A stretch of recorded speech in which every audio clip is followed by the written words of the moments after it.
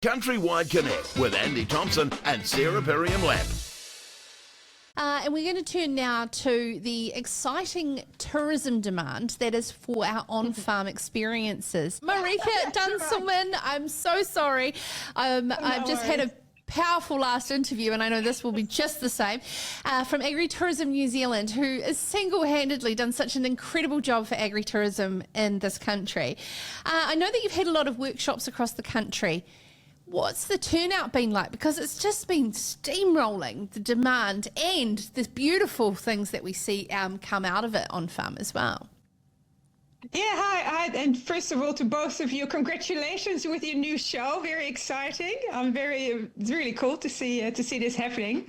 Yeah, so what we've been doing, we've been setting up regional agritourism networks around the country. Well, we've sort of started in the south, Otago Southland, and then in March this year, we set up the Canterbury-Marlborough regional networks. And that came out of a research project last year that was funded with a little bit of funding from AgMart. And we did some research to see what people wanted, because it's no use setting up another sort of network or networks around the country. And also based on, I think were involved with that, Sarah, with the Common Ground, that project, where there are already, I think, 150 different farming organizations in New Zealand. And we're not going to duplicate things or start another, sort of admin heavy and top heavy organization. So we're working very closely with, for example, with catchment groups, with rural women, and other farming organizations to sort of help, piggyback on each other and not have, keep it very admin light. So these regional networks are really to get people together to discuss things that they're relevant to them in setting up their agritourism businesses. We're talking about, diversifications and different business models. We actually in a couple of days, we're going to Old Farm Distillery in Otago Southland. So we're off there with a group of people, and it's going to be, hopefully the weather will stay like it is now. We're a big fan of Olds here at CountryWide Connect.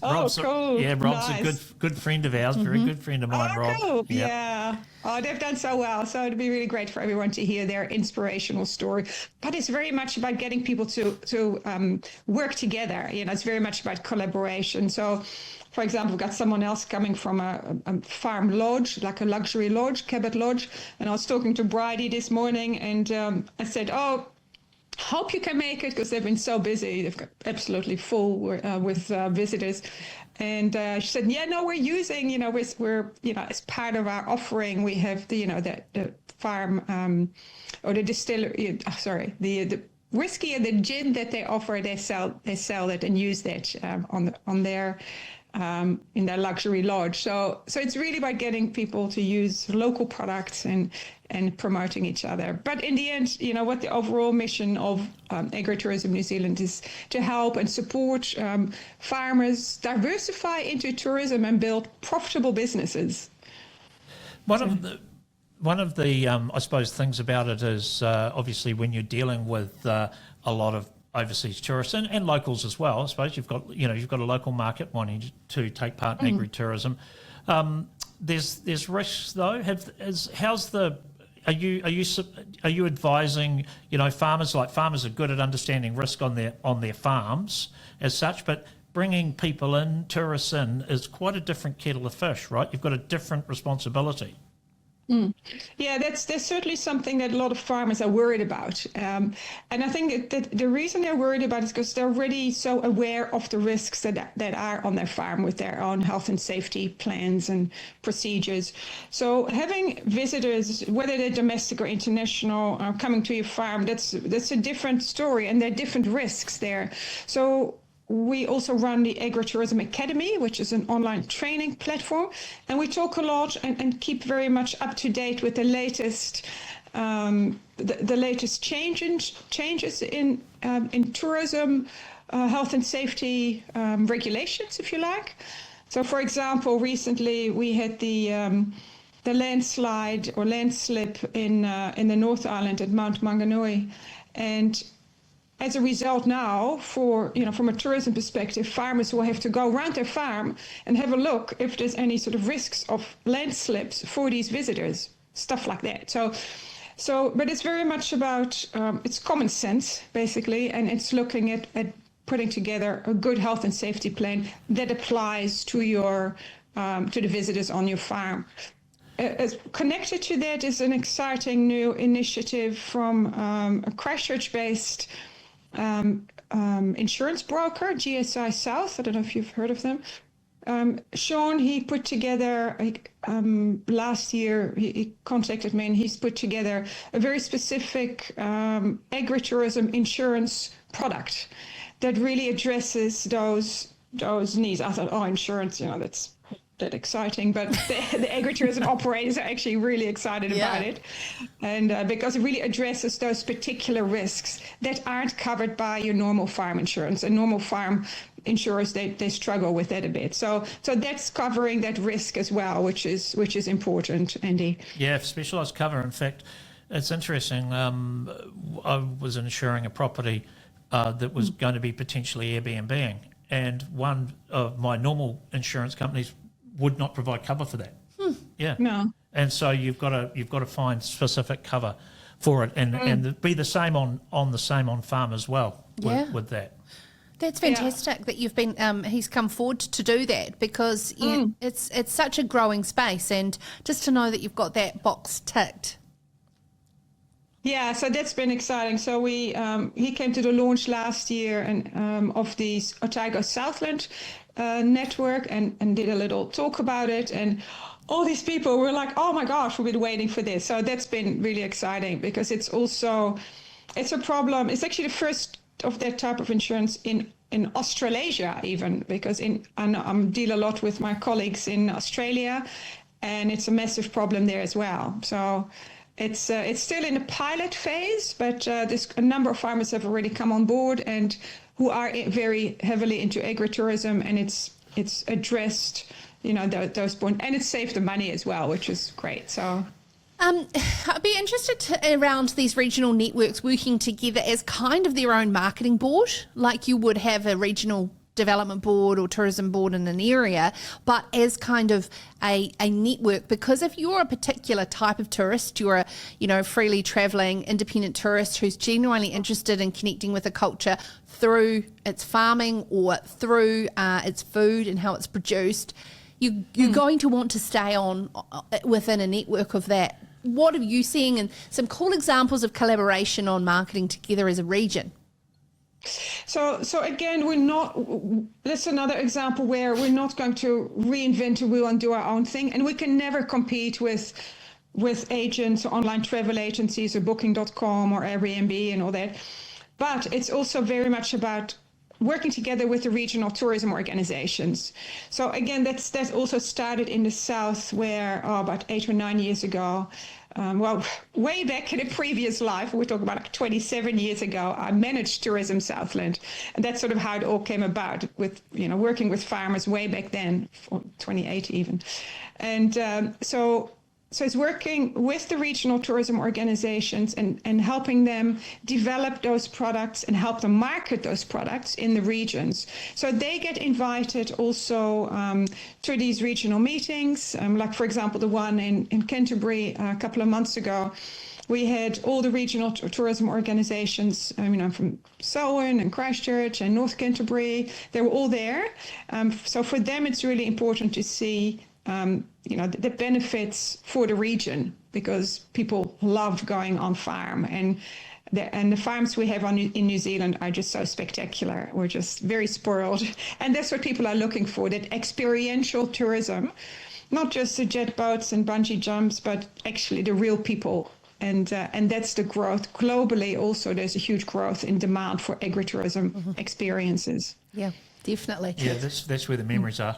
Meeting people. Yeah, totally. Yeah. Yeah, I mean, I follow, as Andy probably does too, the likes of, Vogue and Gourmet Traveller, and a lot of those large international magazines highlighting New Zealand's farm experiences quite highly now. It's quite exciting. I know. Yeah. And it's also like my partner, actually, he runs a high-end guiding business. I mean, we're talking about like people that fly in private jets. And he takes people on farms as well, and in sort of, working wool sheds, with beer bottles lying in the corner and not all polished and everything, but just a real thing. And you can't put a price on that, and people absolutely love that. That's the real New Zealand. Just recalled a story, and I won't name the lodge or the hunting place, but there's a group of these very high-end surgeons and doctors from the States. They have to do so much PD hours, professional development hours a year. So what they do is they all fly to this hunting lodge and they cram these videos during the day, at night time, and so that they can just be hanging out, drinking and shooting during the day. So all sorts of tourists. That's the way to do it. Yeah, exactly. Well, it's a big market, the American market. Particularly with the focus on the amount of billionaires from around the world that are looking for bolt holes in New Zealand. They're doing a lot of marketing for us. Yeah. Yeah, true. And they absolutely love it. I mean, the satisfaction level, because all that's, measured in New Zealand. We have a lot of research available in that field. I mean, they absolutely love it, and they come back and bring Marijke, more people and spend more money. Just on that, what's the growth like, across the board with agritourism? Like a lot of farms getting into it? Yeah, there's more and more farmers taking it seriously. And that's sort of been the biggest challenge I've had over the past 8-9 years. It's really for farmers to see tourism or agritourism as a serious proposition, as a way to, diversify their farm income and really increase that cash flow coming into the farm.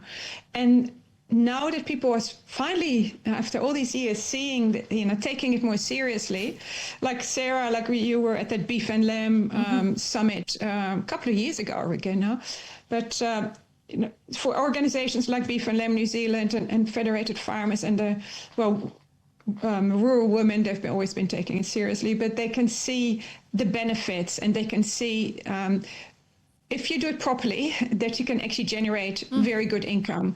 And it benefits those rural communities as well. You have suddenly, I was reading something the other day about, there was actually someone that's on the Agritourism Academy.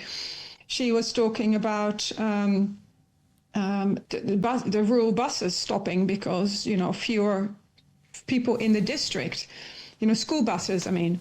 So if you have with tourism, that actually attracts more people, and because you need people that help you with the business, you have more families coming, and suddenly those rural communities start to thrive again as well.